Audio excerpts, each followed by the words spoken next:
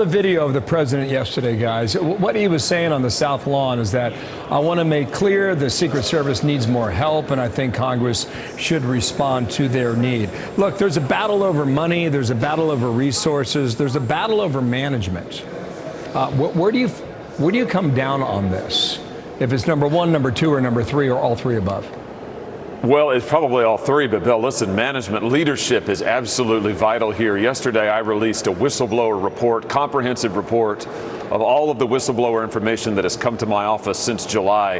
Bill, it's a lot. We've had multiple whistleblowers from within the Secret Service tell us that what happened at Butler should never have happened. The Secret Service was not prepared. They did not follow their own protocols. And I have to say, looking at what happened over the weekend, I have the same set of questions. Why wasn't the perimeter of that golf course swept?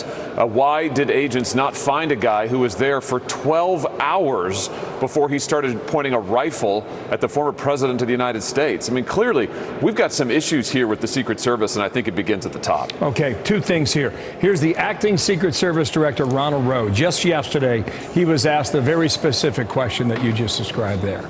Watch here. How many times did your agents go around the perimeter and scope out the golf course during the 12 hours that this guy was holed up in the shrubbery? So this was an off-the-record movement. It wasn't a site that was on his scheduled, it wasn't part of his schedule. So there was no posting up of it because he wasn't supposed to have gone there in the first place. And what do you think on the face of that answer? Maybe there's an explanation, maybe there's not. Go ahead. Yeah, well, what he means to say is zero. But the answer there is 0 times. They didn't do a protective sweep.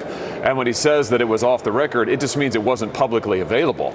Listen, I mean, Donald Trump plays golf frequently. He has been to this course frequently. It adjoins his residence.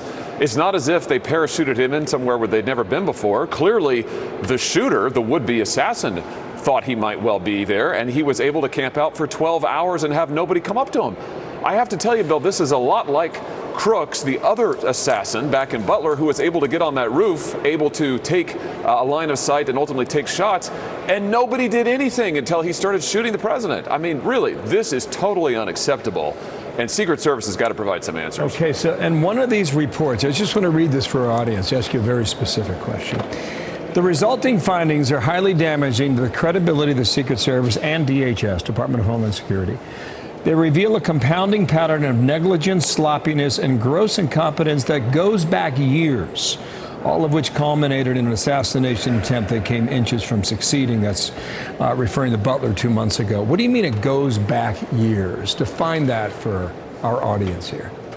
What whistleblowers have told me, Bill, is that over a series of years, Secret Service leadership has steadily reduced the number of agents available in the field. They are now having to rely more on Homeland Security agents who are not trained. One of the whistleblower revelations is that most of the agents in Butler that day in July were not Secret Service, and they weren't trained. They had never done protective work before. Their only training was a webinar, a Zoom call. It's this pattern that is so troubling, and I think what we're finding is Secret Service just doesn't appear to be prepared to do their job. And the fact that both Secret Service and DHS are slow walking, if not stonewalling, congressional investigations is totally unacceptable and raises a whole bunch more questions. What's your solution? Well, the solution is there needs to be accountability at the top. As I asked Director Rowe under oath almost 2 months ago, who have you fired? Who is being held accountable for what happened in Butler? And we're going to have the same set of questions for what happened over the weekend. We need to see real accountability, Bill, number one. Number two, we need to see changes in protocols. This needs to happen immediately. They can't keep doing the same thing over and over. Okay, Senator, we'll see whether or not you make success on this, or progress, I should say. Thanks for coming on today. Josh Hawley out of Missouri. Thank you for your time.